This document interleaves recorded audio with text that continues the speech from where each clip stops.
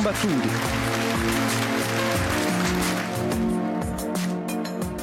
Bonsoir à tous et merci de nous retrouver sur IHT après une interruption de 2 semaines pour cause d'élections territoriales, une longue séquence politique qui s'est achevée la semaine passée et qui nous permet de reprendre le cours normal de nos émissions et nous replonger dans les problèmes de société qui ne semblent pas trouver d'issue, quelles que soient les politiques mises en œuvre. Celui de la précarité en est un parmi les plus prégnants. Alors notre invité du jour s'en est préoccupé lui depuis fort longtemps. Il a constaté que le temps qui passe n'atténue pas le phénomène. Pour preuve, invité dans cette émission il y a 5 ans, preuve aussi qu'il n'est pas un accro des médias.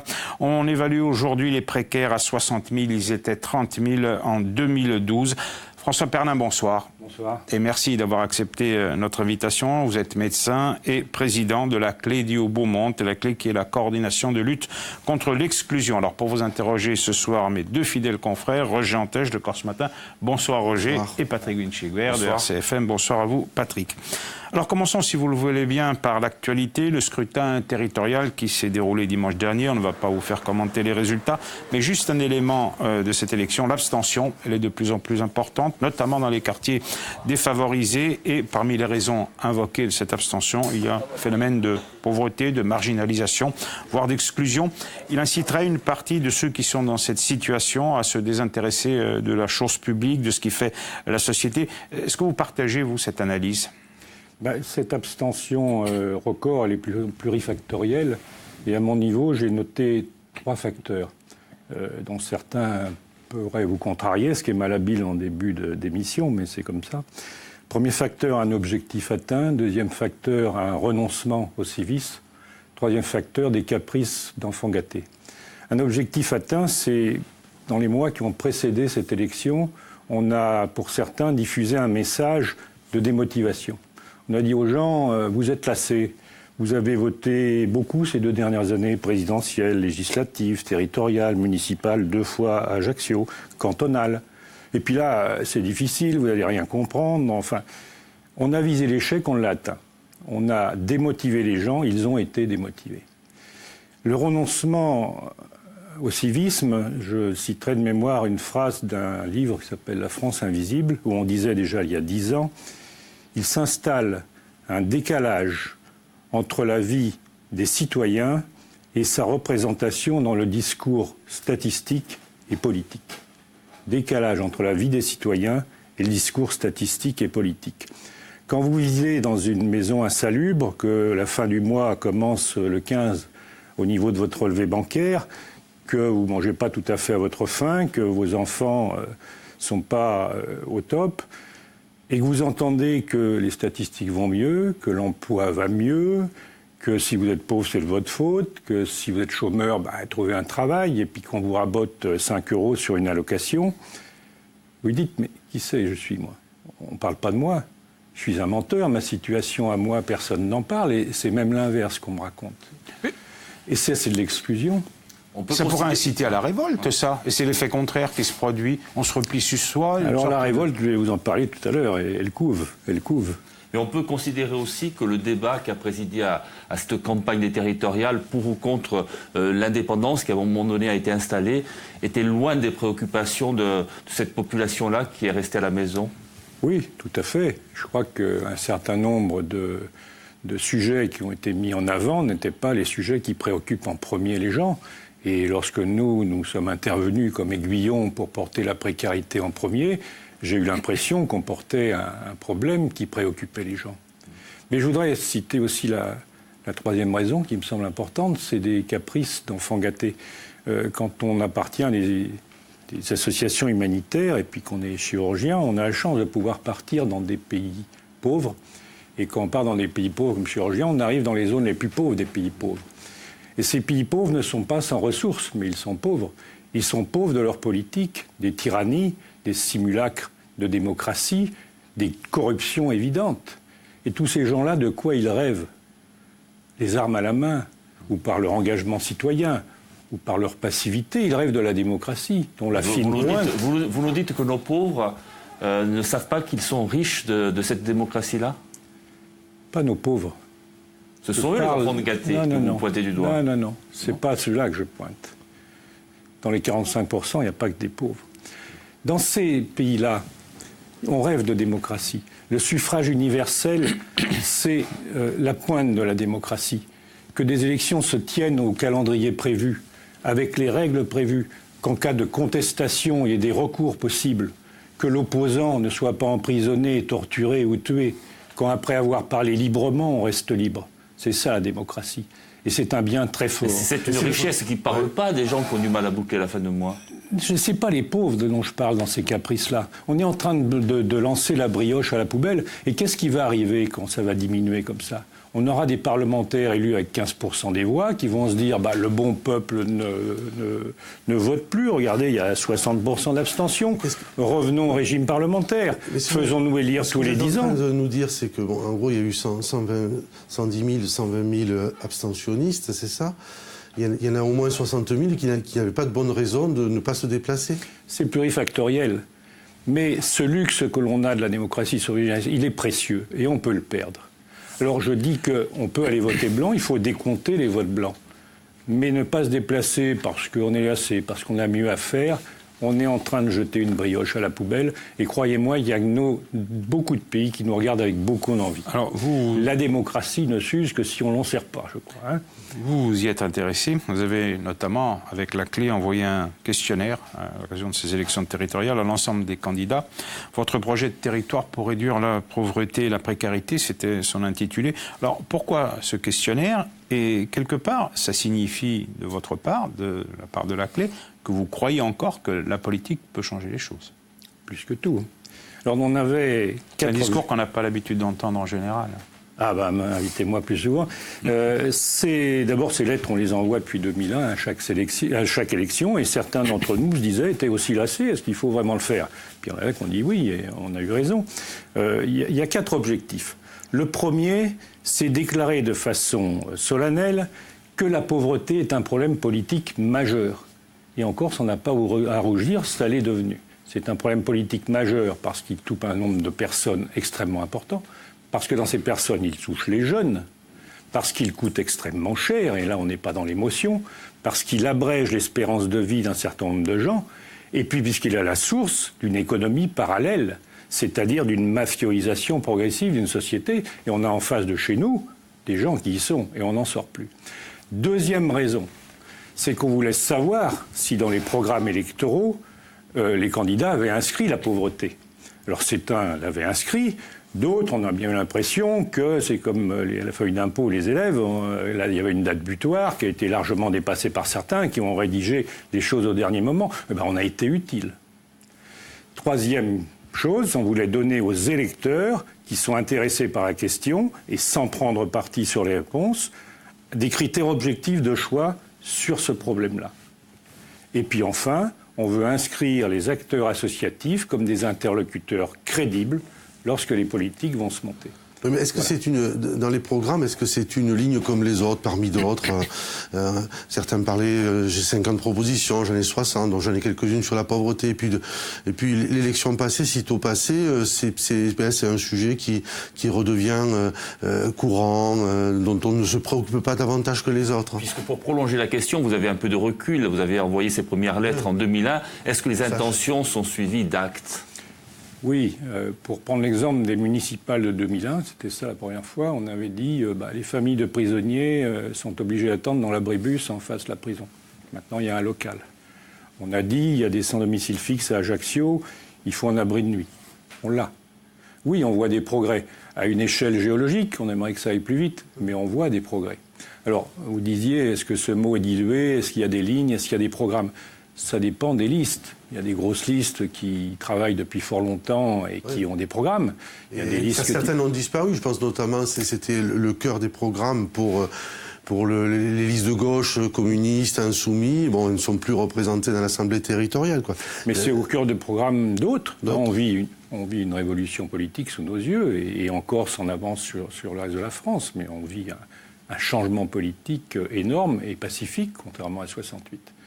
Mais cette pauvreté, au moins le mot apparaît, et aussi grâce à vos questions, le mot apparaît dans le discours politique. Pour certains, c'est une ligne qu'il faut ajouter au dernier moment, ce qu'ils ont oublié.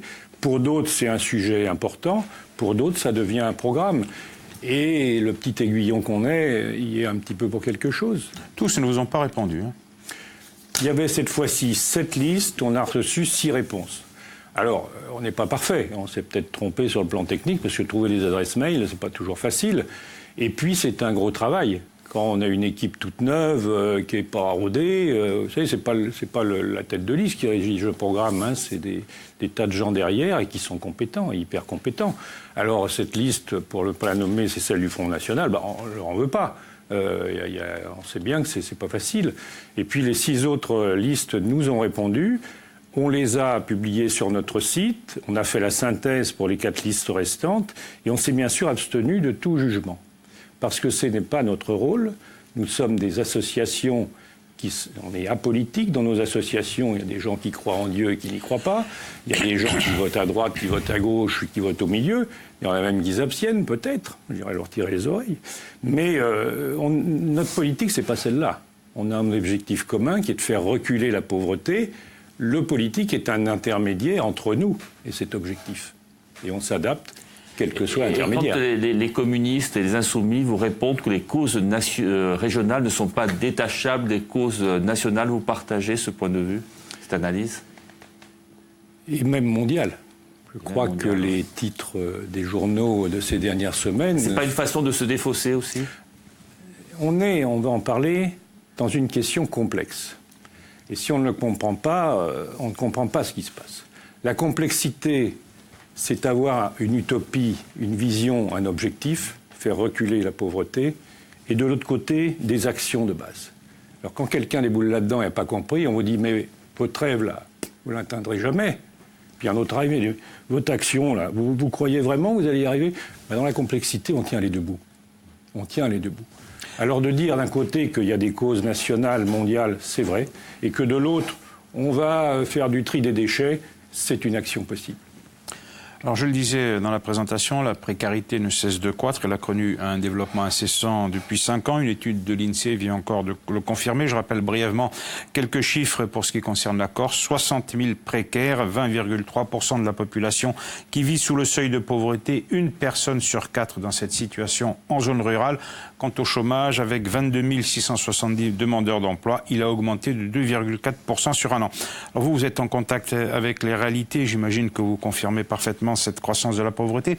Alors les gouvernants se félicitent quand même régulièrement d'une reprise, même légère, de l'économie, de la très bonne saison touristique pour parler de la Corse. Pourquoi on n'en voit pas les effets?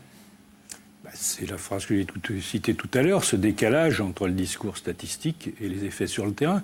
Alors vous avez cité les chiffres, vous en remercie, ça m'évite de le faire. On est médaille d'or. On est médaille d'or sur la précarité. Et puis quand on décline les sous-catégories, comme vous l'avez fait, on est médaille d'or dans bien des catégories. Alors je vais vous citer encore un seul chiffre, puis après je vous donnerai la poésie des chiffres.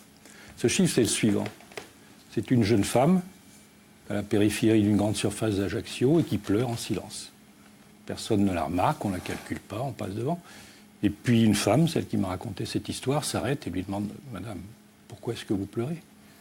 Elle dit « Mais je n'ai pas de quoi acheter du lait pour mon enfant. » Alors cette femme a une réaction normale, il venait avec moi, on va remplir le caddie, il achète le lait pour l'enfant, et puis cette dame ajoute « Écoutez, si vous voulez quelque chose pour vous, allez-y. » Elle dit « Non, non. » Donc ce n'était pas une arnaque. Donc cette femme a eu du lait pendant quelques jours, mais voilà le chiffre. On en est là. Des gens ont faim, des enfants ont faim. Alors maintenant, la poésie des chiffres. Vous savez qu'on a un seuil de pauvreté, 60% du revenu médian, ça veut dire que c'est 1 000 euros, sur le revenu médian, c'est 1 000 euros plus ou moins 10 euros. Mais est-ce que vous avez quelqu'un qui a essayé de vivre avec ça? C'est un seuil de pauvreté, donc on se débrouille. Celui qui a écrit ça, il n'a jamais essayé. C'est pour une personne seule. Parce qu'il y a l'ONPES, Observatoire national de la pauvreté et de l'exclusion sociale, qui vous dit que pour s'en sortir, il faut 1 500 euros par mois. Pour s'en sortir normalement, puis se payer une place de cinéma peut-être. Ce qui fait qu'en Corse, aux 60 000 sous le seuil de la pauvreté, sous les 1 000 euros, là, avec les revenus fiscaux, vous en avez 81 000 en dessous de 1 200 euros par mois, et vous en avez 108 000 en dessous de 1 350 euros par mois. Alors, on n'est pas non plus des angéliques. Vous avez l'air très en colère contre la statistique et contre les chiffres. Hein. Chaque fois qu'on en parle, ça a l'air de... Alors je vais me reprendre, je vais ne plus être en colère, mais je veux dire pourquoi. Est-ce que c'est pas le meilleur moyen de dire aussi, cette réalité-là, elle existe, elle est bien présente, elle est bien présente encore. C'est le thermomètre. Non, les statistiques, ce sont des chiffres qu'il faut prendre en compte, mais trop souvent, ces chiffres remplacent nos intelligences et nos méthodes de travail. Je vais vous dire les leçons que je tire des statistiques. Si on paye des gens de l'INSEE pour tenir de statistiques, c'est que le phénomène est réel. Il y a des gens qui en doutent encore. C'est bien réel. Je les ai interrogés. Si on tient ces statistiques depuis 1970, c'est que le phénomène est durable. Si on tient ces statistiques avec des indicateurs, c'est que le phénomène est structurel. Il ne doit rien au hasard. Ça ne partira pas tout seul. Et puis, en termes d'évaluation, quand on regarde les courbes, on est mauvais. Et puis la 5e conclusion, c'est du Coluche. À un moment donné, il faut savoir arrêter de faire des statistiques et passer à autre chose. Est-ce qu'on a besoin de payer des statisticiens à Ajaccio pour faire immeuble par immeuble, rue par rue, pour s'apercevoir que les personnes pauvres vivent dans les quartiers défavorisés? Est-ce qu'on a besoin de faire une enquête pour savoir qu'un enfant dans des conditions défavorisées a moins de chances de réussite que celui qui a des conditions un peu plus normales? Alors les statistiques, il nous les faut, mais on a besoin d'une intelligence des statistiques. Et l'un de nos messages, quand on va voir les politiques, c'est qu'on leur apporte une méthode de travail différente. On vient d'en parler. Une méthode de travail qui permet d'aborder la complexité, qui permet de mobiliser l'intelligence collective des gens que l'on rencontre et qui permet rapidement d'avoir la réponse. On n'arrive pas seulement avec un souci pour les voir. On leur dit, nous n'avons pas la réponse. Nous avons la question. Donnez-nous votre groupe, il vous donnera la réponse. Justement, au niveau du questionnement et des réponses, le traitement social, évidemment, qui est indispensable, est-ce qu'il peut encore perdurer longtemps quand on voit les politiques de restriction budgétaire que mènent les États? Ça aussi, c'est le message. Il faut arrêter de regarder la précarité comme étant du domaine social et associatif. Moi, je compare les choses toujours comme un hôpital, ma maison mère. Pour la précarité, l'hôpital de la précarité se résume à un service, le SAMU et les urgences. C'est les associations, c'est les services sociaux. Quand les gens sont bien cassés, là on les prend, allocation, etc. Et puis voilà. Mais on est dans la stratégie du Titanic, là. C'est-à-dire que des gens se jettent à l'eau de plus en plus souvent, dans l'eau de plus en plus froide, et on leur jette des bouées de plus en plus chères, de moins en moins nombreuses, et on est nous-mêmes sur un bateau qui va couler. Le problème du Titanic, c'est pas les bouées, c'est l'iceberg. Et ça, c'est de la politique. Alors dans notre hôpital, il nous faut des universitaires qui pensent les statistiques, il nous faut des gens qui font de la prévention, il nous faut des services de suite, il nous faut des spécialistes. Pour l'instant, on ne les a pas. Et tout ça, c'est la politique qui peut nous les apporter. Nous, Mais c'est quoi l'iceberg, pour reprendre votre image? Précisez votre pensée. Ce sont les causes. Pour bien me faire comprendre, je vais vous rappeler une scène des 7 mercenaires, ce western qui est un remake des 7 samouraïs. Il y a une bande de petits paysans dans un village très faible qui se font racketter régulièrement par des malfaiteurs. Ils ne savent pas se défendre, donc ils appellent un mercenaire, Yul Brynner, qui charge d'amener une petite armée de mercenaires pour les défendre. Et Yul Brynner, il prend Charles Bronson, Steve McQueen, puis il est dans un saloon avec sa bouteille de whisky, et puis il défile pour prendre un CDD des gens patibulaires. Et il en arrive un particulièrement remarquable, il est grand, il est couturé de cicatrices, des balafres partout, enfin son visage parle de lui-même. Yul Brynner le dévisage, il voit les cicatrices, les balafres, et il lui dit « C'est pas toi qu'il me faut, c'est celui qui t'a fait ça. » Eh bien c'est ça notre philosophie. Quand on voit un pauvre, on pense les plaies, on désinfecte les blessures, mais on veut savoir ce qui lui a fait ça. Pas qui, mais ce qui lui a fait ça. Parce que le phénomène est répétitif et il en frappe d'autres. Voilà la philosophie des choses. Il faut chercher les causes. Et ceux qui me disent qu'on les connaît, les causes, non, on ne les connaît pas. Et les propositions aussi. Ouais. Est-ce que le revenu universel que proposait, par exemple, le candidat socialiste aux élections présidentielles, ça peut être un élément? Nous avons besoin d'innovation, d'idées nouvelles. Parce que si on fait du toujours plus comme avant, on aura toujours plus le même résultat. Alors ce revenu universel, c'est probablement une bonne idée. Il faut l'expérimenter. Des témoignages de revenu universel, on en a, ça se fait dans d'autres pays. Et puis il y a eu un témoignage, j'ai entendu à la radio, d'un homme qui fait dans l'associatif, c'est sa vocation, mais ça ne paye pas. Mais si on me donne un revenu universel, j'ai ça, je peux continuer l'associatif. Voilà du revenu universel bien compris. Alors sur le revenu universel, je n'ai pas d'avis, il faut l'expérimenter. Comme dans beaucoup d'autres idées qui seront de l'ordre de l'innovation, Il faut se donner une expérimentation. La Corse peut être... Ah oui. Vous savez, la Corse, elle a des atouts. C'est pour ça que je me bats un peu. Elle a des hommes et des femmes concernés par leur pays. Il n'y en a pas un seul indifférent. Vous allez dans les Deux-Sèvres ou dans les Yvelines, il y a des gens qui vivent dans les Yvelines et qui s'en fichent complètement. Ici, on est passionné par sa terre. Le langage de la passion, c'est pas toujours le meilleur. On a toutes les institutions qu'il faut. On en a même un peu trop. Il y en a une qui va se contracter un peu prochainement. Et puis, on a une géographie qui fait, c'est malheureux à dire, qu'on est à l'abri des grands flux de la pauvreté. On a une pauvreté qui n'est pas alimentée par des grands flux de population. Donc oui, ça c'est une chance. On peut faire, dans notre île, faire régresser la pauvreté. C'est peut-être un rêve. Ça passe aussi par des choix économiques. Vous le concédez, pas que, mais... Pas que. Ça passe par beaucoup d'autres choix que celui économique. Ça passe, comme je vous l'ai dit, par analyser les causes. Oui, mais pour faire reculer le chômage, par exemple, c'est un choix économique aussi. Mais c'est quand même notre économie qui a créé le chômage et cette pauvreté. Si on rétablit le même système, il créera les mêmes choses. On aura toujours une politique des bas salaires, c'est-à-dire des travailleurs pauvres. On aura toujours des emplois précaires. Il faut revoir le logiciel économique, alors. Là, ça irait trop loin pour mes compétences, et oui, mais très certainement. On parlait là de cette enquête mondiale, parce qu'il faut bien dire qu'on est victime des avatars de l'économie mondiale. Cette économie mondiale, je vous donne 2 chiffres. 62 des personnes les plus riches détiennent autant que les 3,5 milliards les plus pauvres. L'an dernier, c'était 85, il y a 5 ans, c'était 388. 1% des personnes qui possèdent le plus possèdent autant que les 99% autres. Voilà. Mais c'est un problème vieux comme le monde. Ça passe par une meilleure redistribution, alors, des richesses. Excusez-moi de couper votre interruption, mais c'était important, ça. C'est une histoire vieille comme le monde. Il y a 1500 ans avant Jésus-Christ, il y a un vieux grimoire avec des poèmes dedans. Et il y en a un qui s'appelle le 115. Alors faites pas le 115 au téléphone, vous allez tomber sur le service d'hébergement qui vous dira que dans 60% des cas, il n'a pas la réponse. Dans ce 115-là, ils disent « Mais comme ils sont beaux, ces hommes, mais ils sont formidables. Et ils ont fait des statues qui leur ressemblent. Ils ont des visages en or, des lèvres en argent, des yeux en diamant, des oreilles en vermeil, des mains en titane, un cœur de plomb. » Et ces statues leur ressemblent. Elles ont des lèvres qui n'embrassent plus personne, des mains qui ne caressent plus personne, des yeux qui ne voient plus personne. 1500 ans avant Jésus-Christ. On sort d'une période politique très dense. Vous avez parlé de 3 élections à propos de l'abstention tout à l'heure. Et vous citiez le revenu universel comme une innovation dans les propositions qui ont été faites. Oui. Est-ce que vous en avez, à travers les législatives, la présidentielle qui a suivi, les territoriales qui viennent de venir, vu d'autres des innovations sinon celle qui en Corse va consister à regrouper sous une seule et même collectivité la partie politique sociale et aide sociale. Un peu qu'on envoie des innovations. Alors, parce qu'on est en plein dedans. Alors lesquelles? Allez-y. L'innovation, c'est que le politique et l'associatif se sont rencontrés. Et dans un continuum politique remarquable et qui est tout à l'honneur de la Corse et qui a commencé il y a bien longtemps, sous la mandature de M. Camille de Rocasser et Santini.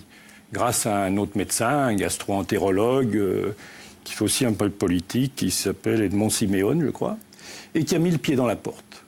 Et il nous a fait rentrer, par le biais d'un collectif contre la précarité, nous avons été invités, avec nos méthodes, à animer des groupes. Ces premiers groupes préhistoriques qui se sont réunis ont dit « La précarité est un problème politique majeur, il faut inscrire une charte de lutte contre la précarité dans le PADUC ». Et puis ces groupes, c'était la période du premier PADUC V1, on n'a pas pu rendre ce travail, mais dans le groupe, il y avait une petite femme frisée avec des grandes lunettes qu'on retrouve sous la mandature de gauche de M. Giacobbe et de M. Bouchini, c'est Mme Maria Giudicelli, qui inscrit avec volontarisme dans le PADUC 3000 pages, 10 pages, qui s'appelle la charte de lutte contre les précarités.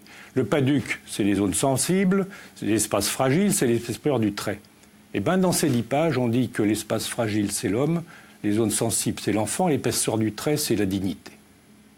Et il le fait en travaillant avec nous, où on apporte les propres réflexions associatives et on fait travailler des groupes avec les méthodes d'analyse systémique qui permettent de faire cette charte. Alors cette charte, c'est une coquille vide, on est d'accord, mais c'est comme les droits de l'homme. Si on ne les avait pas écrits, on serait malheureux. Maintenant, on les a écrits, on sait au moins qu'on ne les respecte pas.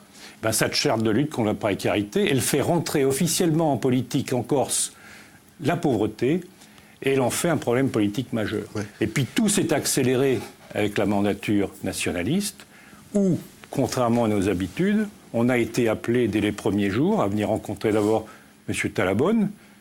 On est venu, c'était à la période des Jardins de l'Empereur, il avait autre chose à faire. On arrive devant un immense tableau vide, il n'y avait pas de taille-crayon, il était pratiquement tout seul. Il veut m'offrir un café, je lui ai refusé, mais il ne savait pas où était la théière et les filtres. Et puis on a discuté pendant 2 heures, alors qu'il y avait bien d'autres choses à faire. Et j'ai vu un homme d'une grande écoute, d'une grande culture, et qui a commencé par me dire « Qu'est-ce qu'on peut faire pour vous ?» parce qu'il avait eu cette lettre. Et je lui ai dit « Non, c'est nous qui allons faire pour vous. » Et puis il a compris. Et quelque temps après, je pense qu'il ne s'était pas donné rendez-vous, c'est M. Gilles Siméone qui nous appelle pour la même chose. Et on a eu un autre type d'écoute, très attentive, d'un homme qui pose les problèmes dans l'ensemble d'une politique globale. Et la case précarité, dont il n'avait pas encore capté l'importance politique, il l'a capté là. Et là, c'est monté en puissance. Et puis on a eu cette chose remarquable, c'est qu'il nous a fait confiance et dit vous allez animer des groupes pour pouvoir contribuer à l'élaboration d'un premier plan contre la précarité. L'histoire a commencé comme ça.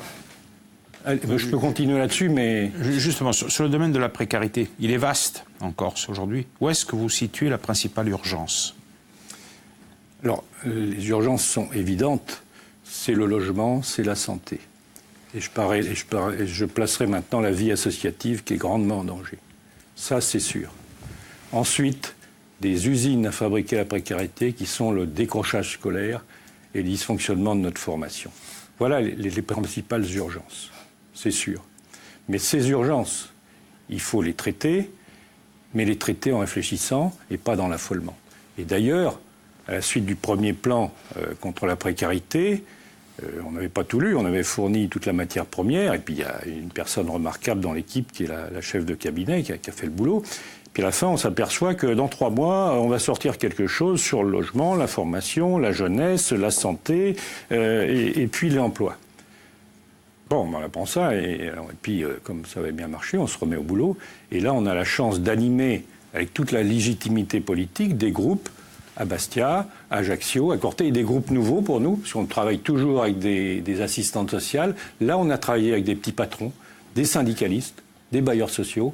Allez-y. Non, on a compris, vous discutez beaucoup. Hein. Si je résume vos propos, depuis Camille de Rocazar jusqu'à Jean-Guy Talabonne, Gilles Siméone, en passant par Maria Giudicelli, vous avez une écoute favorable, une bonne écoute, une prise de conscience, mais les résultats ? Est-ce que ça donne des résultats sur le terrain, au-delà des discussions, des séminaires ? Pas encore. La pauvreté ? Pas encore. Mais on espère bien maintenant. Quand on analyse les mécanismes de la pauvreté, les générateurs de la pauvreté, ça en y tient, ces blocages font partie des mécanismes. Comment se fait-il quand une décision politique, elle ne se met pas en place ? C'est un mécanisme qu'il va falloir analyser. Pourquoi est-ce que les administrations ne se mettent pas en route ? Pourquoi cette inertie ? C'est un phénomène qu'il va falloir analyser. Mais dans ce qui a été donné dans la première volée de propositions, il y en a qu'on peut mettre en place de façon très urgente et qui ne coûtent pas 1 euro. Et puis dans ces réunions qu'on a eues, et l'intérêt de les faire avec cette intelligence collective, c'est que sortent des hypothèses nouvelles de travail. Et alors qu'on nous avait demandé de travailler sur l'emploi et tout ça, est sorti 2 sujets que personne n'avait demandé, mais qui sont venus dans tous les groupes. L'exemplarité de la gouvernance et la mobilisation de la société civile. C'est-à-dire qu'on ne peut pas imposer aux gens des mesures qu'on ne s'impose pas à soi-même. Et cette gouvernance est interpellée sur ces pratiques. On leur demande quoi ? La transparence des critères d'attribution, que ce soit le logement, les subventions, etc. On les demande de s'impliquer, c'est-à-dire qu'on manque de logement, allez voir dans votre propre patrimoine immobilier, la CTC, si vous n'avez pas un bâtiment à donner pour en faire un nouvel lieu d'hébergement pour les jeunes, allez voir autour de vos bâtiments si vous n'avez pas des terrains à donner pour faire des jardins partagés. Voilà des petites actions immédiates et qui coûtent pas cher. Il y a aussi des problèmes qui sont plus globaux. Vous en avez parlé tout à l'heure, le décrochage scolaire, qui est quand même un élément de cette exclusion sociale. Vous demandez aux candidats de lutter contre ce décrochage. Comment on fait ? Est-ce que vous avez des propositions ? Est-ce que vous avez des idées pour lutter contre ce décrochage scolaire ? Oui. Quand on sait que la Corse est l'une des régions les plus faible en diplômés du supérieur. Oui, mais c'est pour ça qu'il faut avoir des idées. Alors, les idées, elles viennent de plusieurs sources. La première, c'est ce que fait déjà l'éducation nationale. On ne va pas réinventer la poule, l'éducation nationale, elle a des progrès. Et puis, ce qu'on a dans cette exemplarité de la gouvernance, on a dit qu'il faut faire une cellule de parangonnage. Le parangonnage, c'est le mot français pour dire benchmarking. On retrouve encore sous forme baraguna. C'est-à-dire qu'on va chercher les bonnes idées qu'il y a ailleurs. Et il faut que certains s'y collent à temps plein. Il ne faut pas qu'on le fasse par hasard. Et puis, il y a ce qu'on a fait avec un groupe qui s'appelle Corté 96. On a analysé le décrochage scolaire qui a 3 sources. Un élève fragile, une famille fragile, un système fragile. Un élève fragile, c'est un élève qui n'a pas les acquis fondamentaux, qui a des petits troubles du comportement et qui commence à avoir de mauvaises fréquentations. Une famille fragile, ce sont des parents qui n'ont pas la réponse aux questions de leur enfant, qui ne peuvent pas les faire réviser et qui sont perdus dans le système d'orientation. Système fragile, c'est un système qui ne forme pas ses professeurs à ce public très particulier et très difficile. C'est un système d'orientation qui dysfonctionne, etc. Quand on connaît les causes, on commence à sortir des solutions. Sinon, on y va à la godille. Et bien, avec tout ça, on a sorti un certain nombre de solutions qui sont correctes ou pas, et qui, une fois de plus, ne coûtent pas cher, et qui viendront en complémentarité de ce que propose l'éducation nationale. Par exemple... Et qui ont été mises en œuvre ou pas ? Pas encore. Est-ce qu'il n'y a pas une trop grande inertie, finalement, dans ce que vous êtes en train de décrire ? Pourquoi je parle d'aiguillon ? Parce qu'il y a l'inertie, sinon on ne serait pas là. Hein ? Bien sûr qu'il y a l'inertie, et puis nous, on pousse pour que ça bouge. Quel exemple vous vouliez donner ? La réserve citoyenne, qui est une idée merveilleuse de l'éducation nationale qui n'a jamais été mise en place. C'est-à-dire qu'on a demandé à des volontaires, dont je fais partie, qu'est-ce que vous pouvez apporter à l'éducation nationale ? J'ai dit, je peux faire une conférence sur la pauvreté et je peux former les maîtres à nos méthodes d'analyse systémique. Pas une réponse depuis 3-4 ans. Hein ? J'ai un ami, le professeur Jacques Orsoni, s'est inscrit, il peut faire une conférence sur le Moyen-Orient pour les nuls. Jamais appelé. Cette réserve citoyenne, on peut l'étendre à l'éducation nationale et au-delà, un appel à compétences, mais au-delà de conférences. Par exemple, des enfants qui arrivent épuisés parce qu'ils partent à 6h du matin en car et qui reviennent chez eux à 8h, d'avoir des familles d'accueil dans les villes où il y a les collèges où ils sont allés, par exemple. Mais qu'est-ce qui manque pour que ça ne se mette pas en œuvre dès à présent ? Parce que c'est ce que vous dites, et du bon sens, de la logique, des solutions probablement adaptées au terrain. Voilà. Au-delà de la bonne volonté. Est-ce qu'il manque des associations ? Ou est-ce qu'il manque une administration qui donnerait le feu vert à ces associations Il manque pour 3 agir ? choses. Nous sommes en déficit de management et de méthode. Nous sommes en déficit de coordination. Nous sommes en déficit d'imagination. Voilà. Alors, ce déficit de management et de méthode, on y travaille. Et avec la gouvernance politique actuelle, et qui va se concentrer dans une collectivité unique, ça va s'améliorer. Le déficit d'imagination, on y travaille. C'est en travaillant comme ça qu'on va avoir des idées folles, des idées neuves à expérimenter. Et le déficit de coordination, l'une des causes de la précarité, c'est la balkanisation des acteurs. Oui, voilà. Vous avez des acteurs qui font tous la même chose. Alors, dans le meilleur des cas, ils se parlent un peu, et dans le pire des cas, ils se concurrencent. C'est terrible. Et là, vous voyez ce sujet-là avancer ou non ? Parce que c'est ce sujet que l'on entend ailleurs dans d'autres domaines de la vie sociale ou économique de la Corse. Oui, je le vois déjà à l'échelle associative. On a fondé cette coordination il y a maintenant 14 ans, et des associations qui s'ignoraient travaillent maintenant ensemble, s'estiment, marchent ensemble, font des projets ensemble, commencent à mutualiser ensemble un ensemble de choses. Il faudra le faire de plus en plus. Et le nombre de précaires ne diminue pas. Non, on est mauvais. La pauvreté va plus vite que nous. Pourquoi la pauvreté va plus vite que nous ? Parce qu'on n'a pas encore imaginé les bonnes solutions et qu'on ne les a pas encore mis en route. Mais croyez bien que, là j'ai un discours un peu négatif, mais que la Corse est en avance sur le reste du pays, parce que ce problème est maintenant politique. Ailleurs, il ne l'est pas encore, parce qu'on réfléchit actuellement aux meilleures solutions.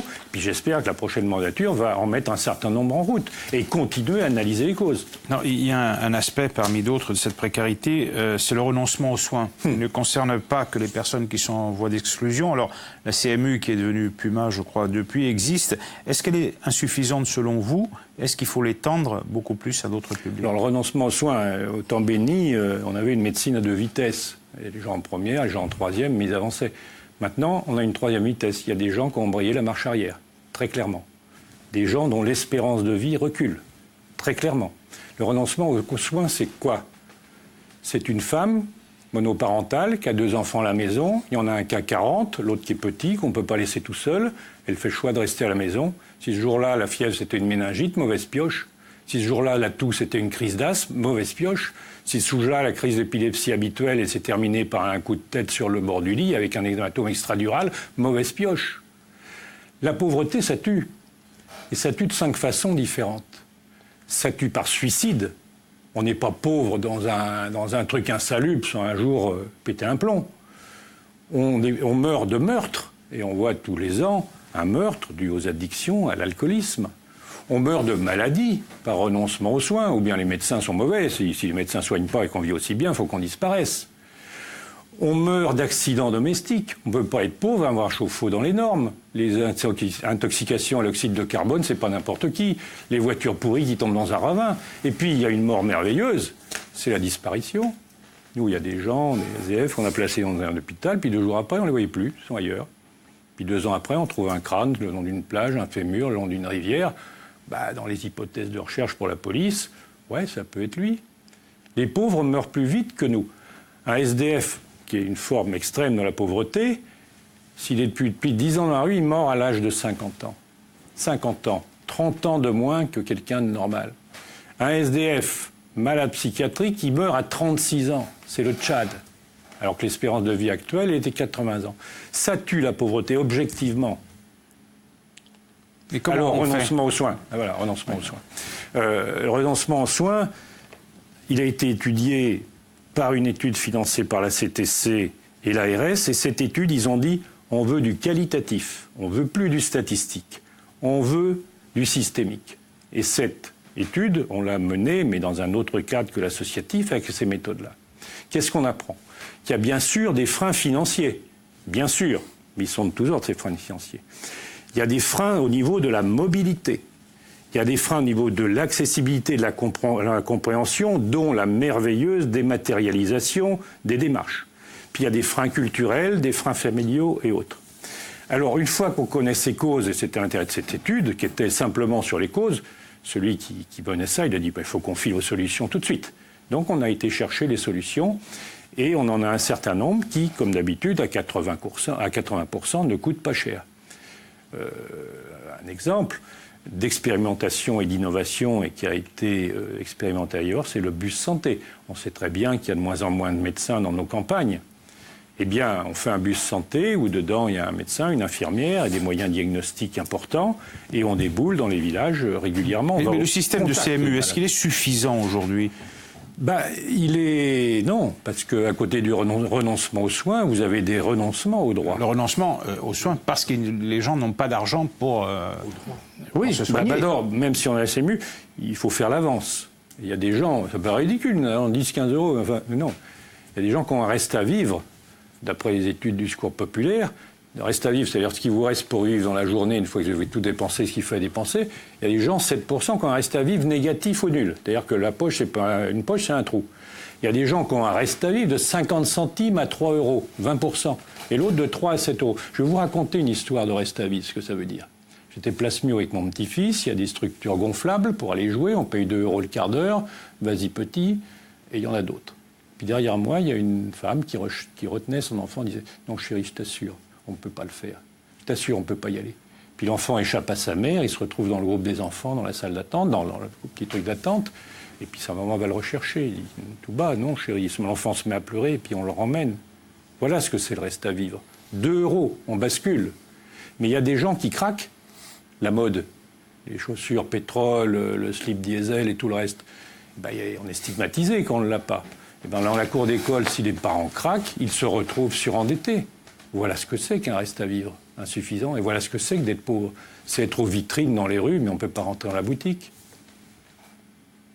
Et la solution, alors ? La solution, quand on ne sait plus ce qu'il faut faire, il faut se servir d'un instrument qui ne coûte pas cher et qu'on a tous, la cervelle. Est-ce que ça la suffit? solution, Est-ce que ça suffit? Il y a un décalage dans votre discours entre un certain optimisme où vous dites que ça fait 15 ans qu'on discute de ça, les politiques chez nous ont pris conscience de ce phénomène de pauvreté, alors que dans d'autres régions de France ce n'est pas le cas. Et finalement, ici, si on prend les résultats, les statistiques que vous n'aimez pas, mais il faut prendre à un moment donné, il faut juger sur quelque chose. Si on prend les chiffres, le nombre de précaires ne cesse d'augmenter, enfin, ou du moins il est stable. Pourquoi ? Mais parce qu'on est mauvais, qu'on n'a pas encore réfléchi assez, pas encore mis en application. Je vous parlais de mécanismes. Ouais. Mais c'est pire que dans d'autres régions, paradoxalement. C'est pire que dans d'autres régions. Bien sûr. Ouais. Mais un jour, j'assistais au débat de la CTC, et puis à la CTC, il y a des élus qui ont plusieurs heures de vol, qui ont traversé 4 mandatures, qui ont tout vu. Et puis on parlait de la pauvreté, et il y en a un qui se lève comme ça, qui a les cheveux blancs, et qui dit le diagnostic, on le connaît, allons-y, à l'action, Haro. Ça fait 20 ans qu'il y est, si le diagnostic, il le connaît, qu'il y aille. Mais moi qui suis médecin, je peux vous dire que le diagnostic, on ne l'a pas. On ne l'a pas. Parce qu'on mouline toujours, on dit il y a le logement, tout ça, mais même le logement, on ne connaît pas les causes profondes. Puis les causes profondes qu'on ne connaît pas encore, je vais vous en citer 2 ou 3 quand même. Il y a le négationnisme et il y a l'ignorance. Moi, j'ai entendu des paroles directement ou par intermédiaire d'un homme politique pas élu mais fort important qui dit mais la pauvreté en Corse, mais regardez les voitures. D'un haut responsable d'une structure qui accueille beaucoup de jeunes qui dit des pauvres chez moi, mais il y en a 35, dont 34 arabes. Alors que dans l'épicerie sociale, il y en a 300.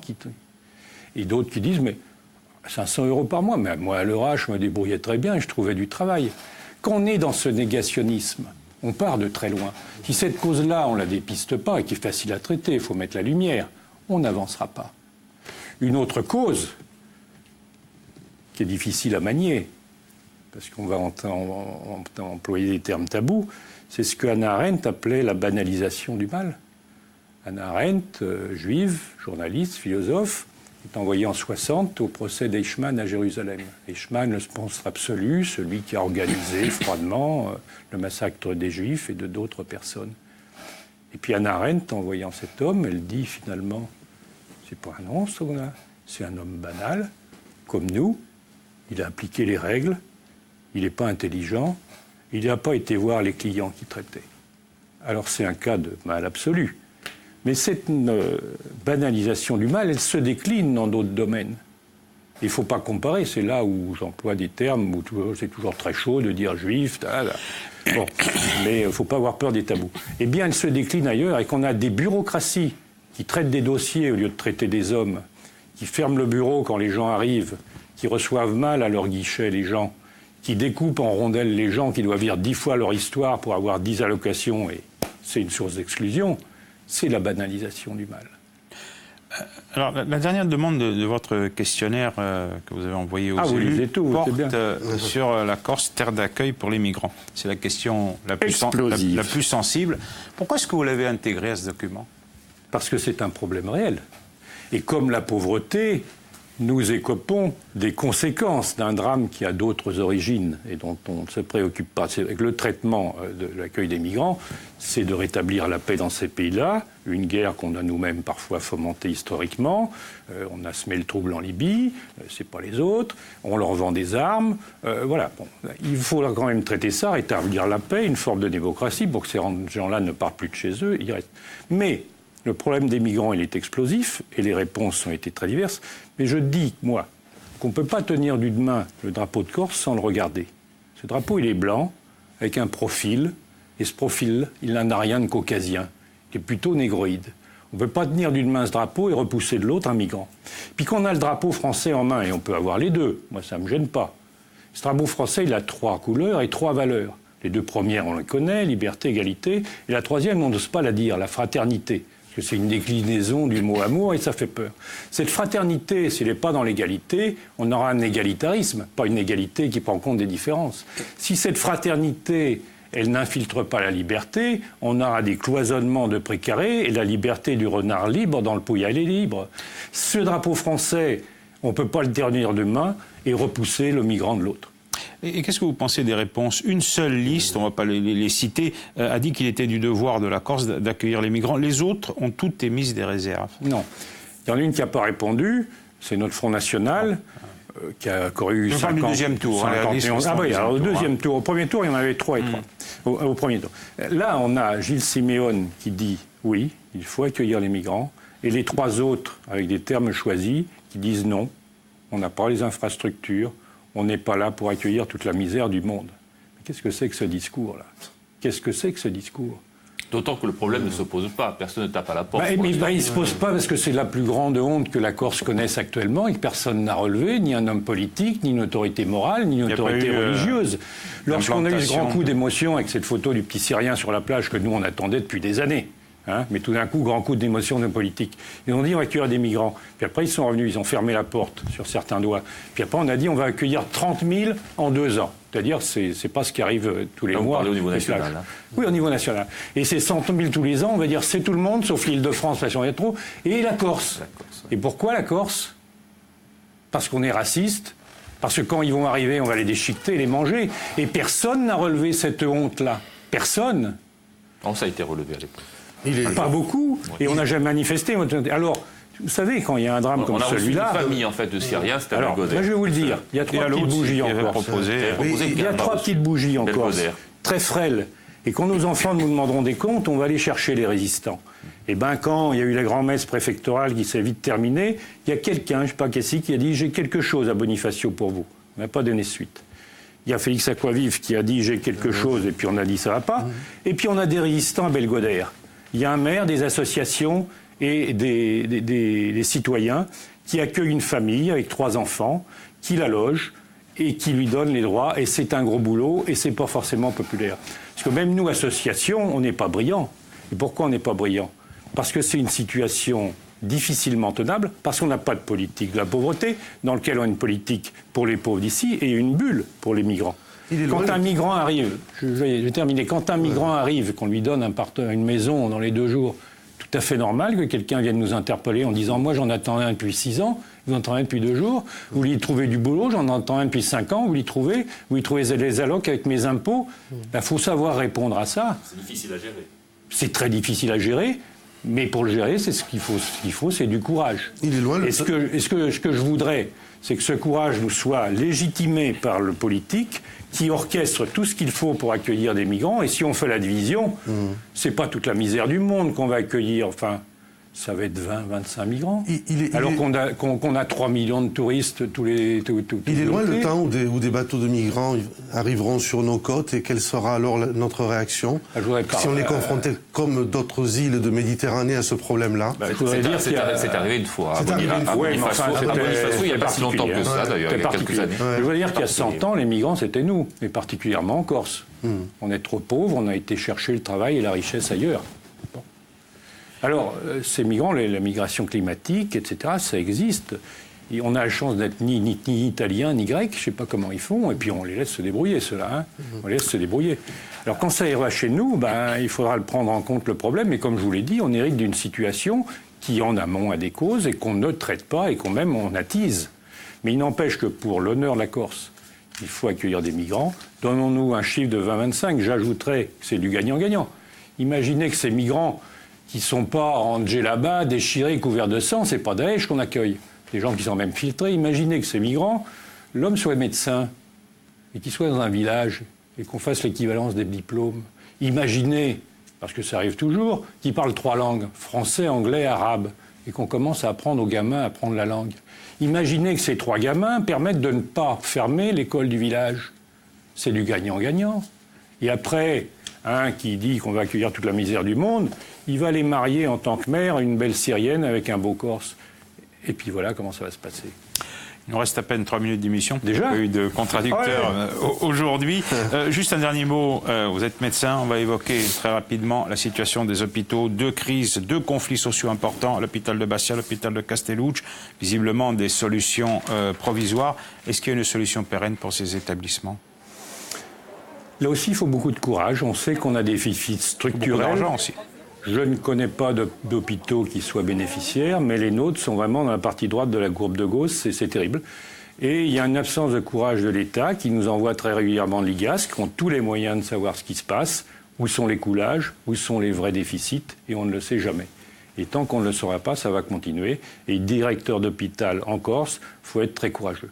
Est-ce qu'il y a des risques pour la santé, pour les soins des patients ? Moi, j'étais médecin, heureux de l'être pendant 30 ans. Je peux vous dire que les médecins sont là, quoi qu'il arrive, les manifs, les grèves de la faim, tout ce qu'on veut, les médecins bossent et les équipes soignantes. Et j'ajouterais, en tant qu'associatif, que la plus grande association humanitaire de France, c'est l'hôpital public, qui est ouvert 7 jours sur 7, 24 heures sur 24, et toute l'année, et qui prend toutes les misères du monde, depuis la dépression jusqu'à l'ongle incarné. Le problème, c'est que l'hôpital va mal partout, pas seulement en Corse. Ouais. Je lisais dans la semaine, le CHU de Marseille, qui est le 3e CHU de France, c'est un déficit d'1 milliard d'euros, c'est énorme. Mais oui, mais c'est pas étonnant, parce qu'on a de logique. Si vous demandez à un soignant quoi votre mission, il dira c'est prendre soin. Si vous demandez à un administratif, c'est faire des économies. C'est pas la même chose. Tant qu'on donnera un objectif marchand à l'hôpital, qui est une mission d'hôpital public, et qu'on commence à dire que les pots, ils peuvent rentrer, mais par rapport d'à côté avec un système particulier, l'hôpital a perdu sa mission. Eh bien, François Pernin, ce sera pour vous le mot de la fin. Merci beaucoup d'avoir participé à cette émission. Ce sera le dernier contrat de l'année 2017. Roger, Patrick, merci à vous également. Avant de vous quitter, je vous présenterai 2 ouvrages. Le premier, c'est le vôtre, Résolution de problèmes, c'est au pluriel. Son titre, en collaboration avec Daniel Crépin et René Robin, un manuel pour résoudre des problèmes simples ou maîtriser des situations complexes. On est en pleine actualité. Et vous mettez en plus en exergue cette citation d'Albert Einstein, qui pourrait d'ailleurs avoir un rapport avec l'actualité, y compris politique. C'est une folie de croire qu'en utilisant les mêmes méthodes, on obtiendra un résultat différent. Voilà. Le deuxième ouvrage, lui, est édité par Albiana, Guarda Vradel, la fille di Contestazione in Corsica, sous la direction d'Andrea Vaz. C'est un recueil de toutes les affiches posées sur les murs de Corse des années 70 à 90, et Dieu sait s'il y en a eu. Ecco, contraste e compio Bekistano, ci ritroviamo l'anno prossimo, 14 di gennaio. Intanto passatevi un buon Natale, buone feste, buon fin d'annata. Buonasera a tutti.